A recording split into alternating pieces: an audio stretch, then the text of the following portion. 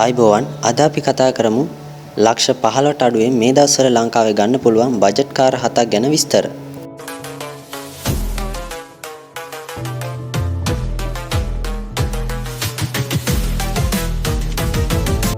අංක 1 Tata nano. Tata nano කියන්නේ ඉන්දියාවේ නිෂ්පාදනය කරපු බජට් වෙහිකල් එකක්. 625cc 2 සිලින්ඩර් පෙට්‍රල් එන්ජිමකින් බලගැන්වෙන මේ වාහනේ 2011-12 වගේ නිෂ්පාදනය කරපු වාහනයක් රුපියල් ලක්ෂ 15ට අඩුවෙන් ඔයාලට මිලදී ගන්න පුළුවන්. ඉතින් මේ වාහනේ 4 seat hatchback කාර් එකක් විදිහට තමයි නිෂ්පාදනය වෙන්නේ. එයා කන්ඩිෂන්, පවර් ස්ටීරියන් වගේ පහසුකම් වාහනේට ඇවිල්ලා තියෙනවා. නමුත් මේ වාහනේ පොඩි නිසා 4 දෙනෙක්ට තමයි මේ වාහනේ ගමනක් යන්න නම් සුදුසු. පෙට්‍රල් ලීටර එකකින් කිලෝමීටර් 20ත් 25ත් අතර හොඳ ඉන්ධන කාර්යක්ෂමතාවයක් මේ වාහනේ බලා ගන්න පුළුවන්.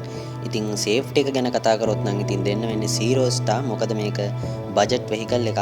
මේකේ නිෂ්පාදන අරමුණ සේෆ්ටි එක නෙවෙයි, ඉතා අඩු පිරිවැයකින් වාහනය නිෂ්පාදනය කිරීම.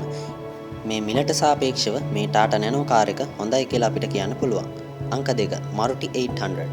Maruti 800 කියන්නේ ටාටා නැනෝ එක වගේම ඉන්දියාවේ නිෂ්පාදනය කරපු 4 seat hatchback කාර් එකක්. 800cc පෙට්‍රල් 3 සිලින්ඩර් එන්ජිමකින් බලගැන්වෙන මේ වාහනේ සාමාන්‍යයෙන් පෙට්‍රල් ලීටර එකකින් කිලෝමීටර් 20-22 වගේ හොඳ ඉන්ධන කාර්යක්ෂමතාවයක් අපිට බලා ගන්න පුළුවන්. වර්ෂ 1995 විතර ඉඳන් 2004 වගේ දක්වා වාහනයක් අපි මේ සඳහන් කර රුපියල් ලක්ෂ 15 කියන මුදලට අඩුවෙන් ඔයාලට මිලදී ගන්න පුළුවන්. ඉතින් 2014 දී මේ වාහනේ හදන එක නමුත් ලංකාවේ පවුලකට ගැලපෙන හොඳ බජට් වාහනයක් කියලා මේ වාහනේත් අපිට හඳුන්වන්න පුළුවන්. අංක 3 Chery QQ. මේකත් හොඳ වාහනයක්. අපි කලින් කතා කරපු වාහන දෙක ඉන්දියාවේදී නිෂ්පාදනය කරපු වාහන. හැබැයි මේ Chery QQ වාහනේ නිෂ්පාදනය වෙන්නේ චීනයේ. චීනයේ 10 වන විශාලතම මෝටර රථ කර්මාන්ත ශාලාව වන Chery ඔටෝමොබයිල් ආයතනයේ නිෂ්පාදනය වෙන මෙම වාහනේ 2005-2007 වගේ වාහනයක් ලංකාවේදී රුපියල් ලක්ෂ 15 හෝ ඊට අඩුවෙන් ඔයාලට මිලදී ගන්න පුළුවන්. Air condition, power steering, power shutter, power mirror, remote key වගේ ඔප්ෂන් ගොඩක් මේ වාහනේ ඇතුළත් වෙනවා. 812cc 3 සිලින්ඩර් පෙට්‍රල් එන්ජිමකින් තමයි මේ වාහනේත් බලගැන්වෙන්නේ.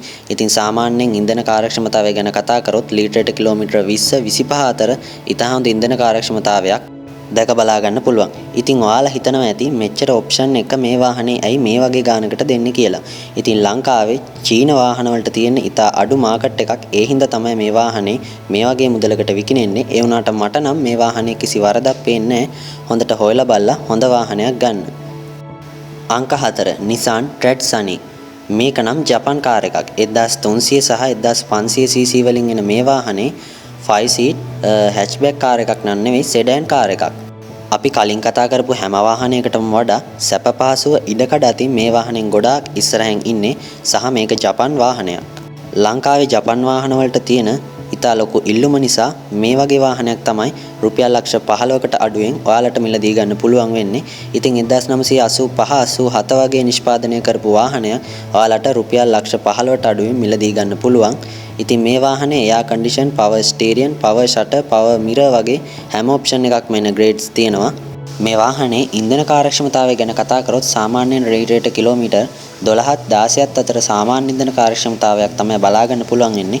මොකද 1.3 ලීටර් සහ 1.5 ලීටර් වගේ ටිකක් ලොකු එන්ජින් මේ වාහනේ බලා ගන්න තියෙන හින්දා ඉතින් මේක ටිකක් පරණ වාහනයක්. ඔයාලා ගන්නවා නම් හොඳට හොයලා බලලා බොඩි කන්ඩිෂන් එක, එන්ජින් කන්ඩිෂන් එක ගොඩක් හොඳ මට්ටමේ වාහනයක් ගන්න.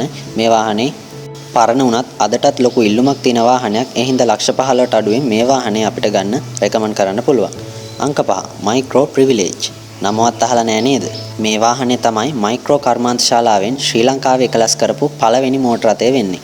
ඉතින් මේ මයික්‍රෝ ප්‍රිවිලේජ් වර්ගයේ රථ ඉතා අඩු ප්‍රමාණයක් තමයි ලංකාවේ එකලස් කරන්නේ.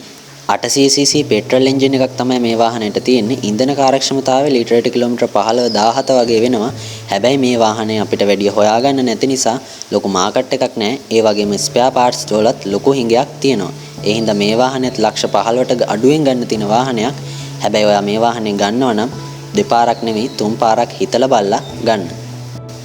අංක 6 Bajaj Qute. ඉතින් Bajaj Qute කියන්නේ ඉන්දියාවේ නිෂ්පාදනය කරන 4 seat කොඩ්රිසයිකල් එකක්. කොඩ්රිසයිකල් කියන එකේ තේරුම තමයි කාර් එකත් ත්‍රිවිල් එකත් අතරමැද වාහනයක් කියන එක.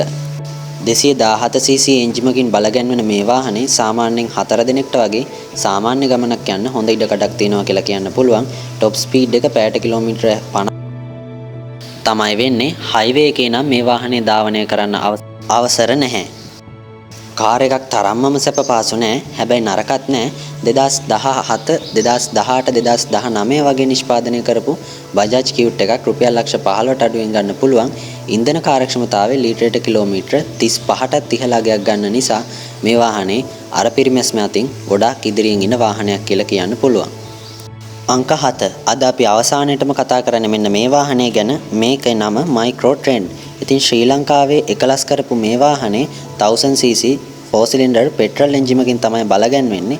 එයා condition, power steering, power shutter වගේ ගොඩක් ඔප්ෂන් මේ වාහනේට ඇවිල්ලා තියෙනවා. ඉතින් සාමාන්‍යයෙන් ලීටරයට කිලෝමීටර 15 17 වගේ ඉන්ධන කාර්යක්ෂමතාවයක් මේ වාහනේ බලා ගන්න පුළුවන්. 2009 10 වගේ අවුරුදු වල නිෂ්පාදනය කරපු මයික්‍රෝ ට්‍රෙන්ඩ් කාර් එකක් ඔයාට රුපියල් ලක්ෂ 15ට අඩුවෙන් මිලදී ගන්න පුළුවන්. 5 දිනකට ගමනක් යන තරම් සෑහෙන ඉඩ ප්‍රමාණයක් මේ වාහනේ තියෙනවා. රයිඩ් කම්ෆර්ට් එකත් හොඳයි. ඉතින් හොයලා බලලා ගන්න. මේකත් අපිට රෙකමන්ඩ් කරන්න පුළුවන් සාමාන්‍යයෙන් ලක්ෂ 15ට අඩු හොඳ වාහනයක්. අද අපි මේ කතා කරපු වාහන වලට අමතරව ලක්ෂ 15ට අඩු තවත් වාහන ගොඩක් ඔයාලට බලා ගන්න පුළුවන්. Google එකේ 1.5 million down vehicle එහෙම නැත්නම් කාර් කියලා සර්ච් කරලා බලන්න. Ria7 ikman.lk එකේ එහෙම ඒ වගේ කාර් ඔයාලට බලා ගන්න පුළුවන්. අද අපේ වීඩියෝ එක බලපු සියලුම දෙනාට බොහොම ස්තුතියි. අපේ channel එක subscribe කරලා නැත්නම් subscribe කරන්න කියලා ආදරෙන් මතක් කරනවා. ගිහින් එන්නම් ආයේ වීඩියෝ එකකින් හම්බෙනකන් සුබ දවසක් සියලුම දෙනා පරිස්සමෙන් ඉන්න. තෙරුවන් සරණයි.